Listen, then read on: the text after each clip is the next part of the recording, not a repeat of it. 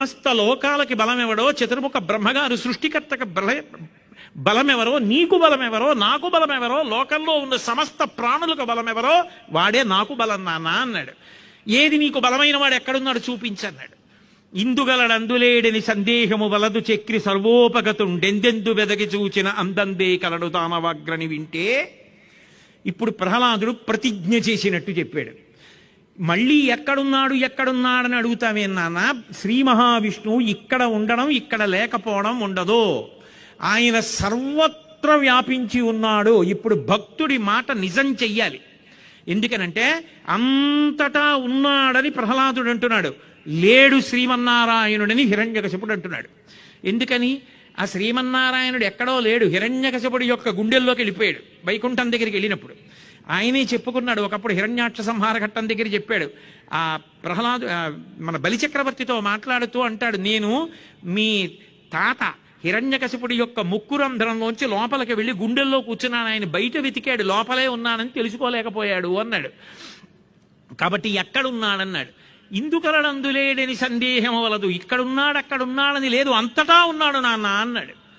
అంతటా ఉన్నాడు నాన్న అన్నప్పుడు ఆయన ఇలా చూస్తూ దేని మీద దృష్టి నిలబెట్టి ఇందులో ఉన్నాడా అంటే అందులోంచి బయటికి రావాలి. ఇప్పుడు అందులోంచి బయటికి రావాలి కాబట్టి హరి సర్వాకృతులం కలండనుచు ప్రహ్లాదుండు భాషింప, ఎందును లేడనుచు సుతుండైత్యుండు తర్జింప, శ్రీనరసింహకృతి దాల్చెనచ్యుతుడు నానా జంగమస్థావరోత్కర గర్భంబులాన్ని దేశముల రుద్దండ ప్రభావంబునన్. ఏమో ఎక్కడ చూపించి ఇందులో ఉన్నాడా అని అడుగుతాడో అందులోంచి బయటికి రావాలి కాబట్టి చరాచర ప్రపంచమంతా కూడా ఒక మహా నారసింహం అయిపోయింది. బ్రహ్మాండమే ఒక నరసింహస్వరూపం అయిపోయింది. ఎక్కడ వేలు పెట్టి హిరణ్యకశిపుడు చూపిస్తాడో అక్కడి నుంచి బయటికి రావడానికి స్వామి ఉద్యుక్తుడై ఉన్నాడు. హిరణ్యకశిపుడు అక్కడ ఒక స్తంభాన్ని చూపించి ఇందులో ఉన్నాడా అన్నాడు. మళ్ళీ ఆ ప్రశ్న అడగవద్దు. గాలి ఆయన లేని ప్రదేశం లేదు, పంచభూతములలో అంతటా నిండి నిబిడీకృతమై ఉన్నాడన్నాడు. అయితే ఏది చూపించు నాకని చెప్పి గద తీసుకుని ఒక్క దెబ్బ కొట్టి చేత్తో ఆ స్తంభాన్ని కొట్టాడు. అంతటా నిండిపోయినటువంటి బ్రహ్మాండమైనటువంటి ఆ నరసింహస్వరూపం ఒక్కసారి స్తంభంలోంచి బయటికి రావడానికి ఉద్యుక్తమయ్యేటప్పటికీ కాంతులు సభామంతరమంతా కూడా నిండిపోయి అందరికీ కూడా కళ్ళు బైర్లు కమ్మాయి. అందులోంచి మహానుభావుడు ఒక్కసారి పాదాన్ని తీసి భూమి మీద పెట్టేటప్పటికీ అన్ని కోట్ల బ్రహ్మాండములు కడుపులో ఉన్నవాడేమో భూమి కుంగిపోయి భూమిని పట్టుకున్నటువంటి ఆదిశేషుని యొక్క పడగలు వంగిపోయాయి. ఆ పెట్టుకున్నటువంటి మణినూపురములు, ఆ భూమిని మోసేటటువంటి పరమ భయంకరమైనటువంటి ఆ దిగ్గజముల యొక్క తొండములు ఎలా ఉంటాయో అటువంటి లావైనటువంటి తొడలు, కట్టుకున్నటువంటి పట్టుపుట్టం, ఆ నడుము సన్నగా ఉన్న దాని మీద పెట్టుకున్నటువంటి వడ్డాణం, దానికి ఉన్నటువంటి చిరుగంటలు మోగుతుండగా కులపర్వతాలు ఎలా ఉంటాయో అంత విశాలమైనటువంటి వక్షస్థలంతో, మేరు మందర పర్వతాల్లో ఉన్న గుహలు ఎలా ఉంటాయో అటువంటి ముక్కులతో వేడి ఊపిరి విడిచిపెడుతుంటే అగ్ని జ్వాలలు వచ్చినట్టుగా వస్తుంటే, తెల్లగా ఉన్నటువంటి ఆ ఒంటి మీద ఉన్నటువంటి కేసరములు, బంగారు రంగులో ఉన్నటువంటి ఆ జూలొక్కసారి కదిపితే అది కొట్టుకుని విమానాల్లో విడుతున్న దేవతలు కూడా కింద పడిపోయి మేఘమండలం అంతా చెదిరిపోతుండగా, నాగుపాం పుట్టలోంచి పైకొచ్చి పడగ తిప్పినట్టు నోరు తెరిచి నాలుక ఆడిస్తూ ఉంటే, మహాప్రళయ సమయంలో బయలుదేరినటువంటి అగ్ని జ్వాల ఎలా కదులుతుందో అలా నాలుక కదులుతుంటే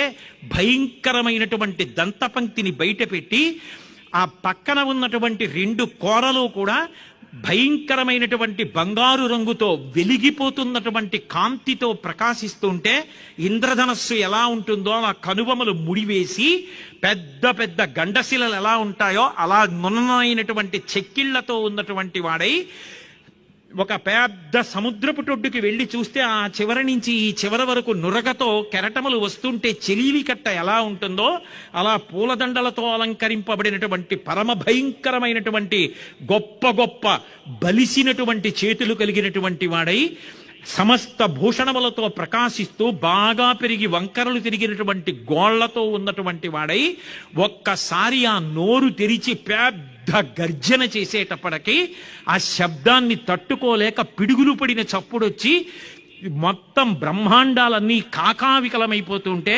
దేవతలు, యక్షులు, గంధర్వులు, కిన్నెరులు, కింపురుషులు భయపడిపోయి వచ్చి నిలబడి స్వామిని స్తోత్రం చేస్తుంటే ఒడిసి పట్టి హిరణ్యకశిపుణ్ణి ఈడ్చి తీసుకొచ్చి యుద్ధం మొదలు పెడితే, ఓహో స్వామి ఈ రూపంలో వచ్చాడు, నేను ఇప్పుడు విజృంభించి చంపవలసిందేనని హిరణ్యకశిపుడు పోరాటానికి సిద్ధపడుతుంటే కలుగులోంచి బయటికి వచ్చినటువంటి నాగుపం అక్కడ వెడుతున్నటువంటి ఎలకని ఒడిసి పట్టి నోట్లో పట్టుకున్నట్టుగా తన బాహువుల చేత హిరణ్యకశిపుణ్ణి ఎత్తి పట్టుకుని తొడల మీద వేసుకుని గడప మీద కూర్చుని, ఇంట కాదు బయట కాదు గడప మీద, పైన కాదు కింద కాదు తొడల మీద, రాత్రి కాదు పగలు కాదు ప్రదోషంలో, బ్రతికున్నవి కాదు చచ్చిపోయినవి కాదు, కోస్తే బాధుండదు పెరుగుతాయి కాబట్టి గోళ్ల చేత, అస్త్రము కాదు శస్త్రము కాదు, నరుడు కాదు మృగము కాదు, కింద నరుడు పైన సింహం యొక్క ముఖం, పెద్ద జూలు, పరమ బలవత్తరమైనటువంటి శరీరంతో భయంకరంగా కాడుస్తూ ఇలా చూసేటప్పటికీ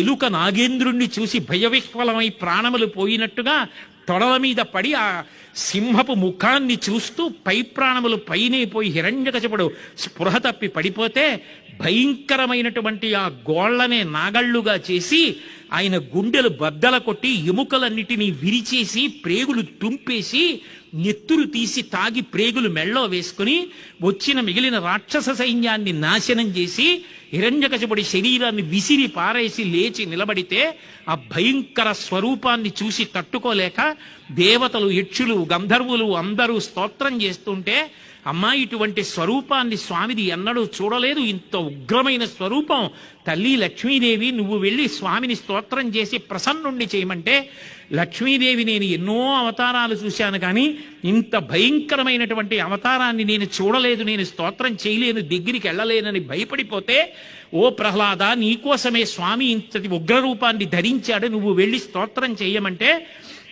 ధైర్యంగా చిన్న పిల్లవాడు ప్రహ్లాదుడు ఆ నృసింహస్వామి దగ్గరికి వచ్చి, నిన్ను చూసి భయపడిపోతాననుకుంటున్నావా, నీకన్నా భయంకరమైన దాన్ని నేను ఒకదాన్ని చూశాను, సంసారం కన్నా భయంకరమైనది లోకంలో ఇంకొకటి ఉండదు.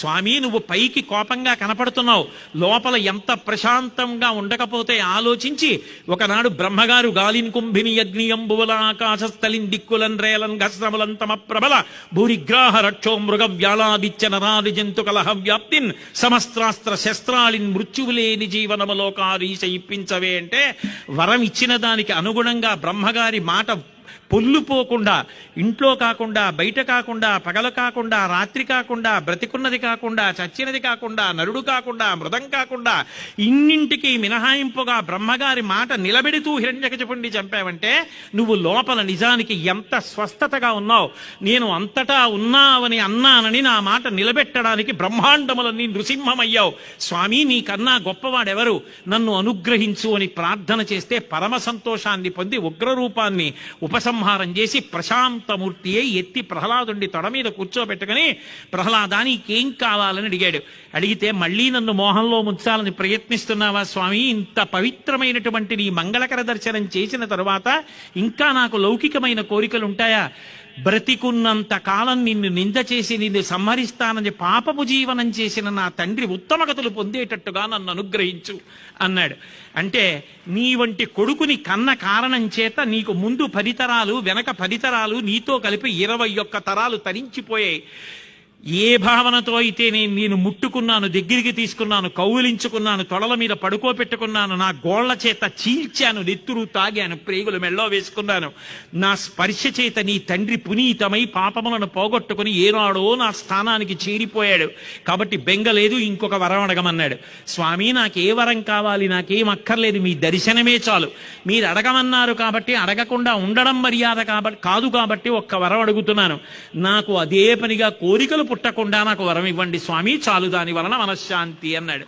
ప్రహ్లాద నీ వంటి భక్తుడు ఎక్కడ లభిస్తాడు, నీ పట్ల నేను పరమప్రసన్నుడనయ్యాను, ఇదే భక్తితో సంతోషంగా రాజ్యం చేసి నన్ను పొందుతావు అంటే అప్పుడు చతుర్ముఖ బ్రహ్మగారు వచ్చి, ఎక్కడ ఎప్పుడు ఈ ప్రహ్లాదోపాఖ్యానాన్ని చెప్పుకున్నా చదువుకున్నా విన్నా 33 కోట్ల మంది దేవతలతో పాటు శ్రీ మహావిష్ణువు పరమప్రసన్నుడవుతాడు.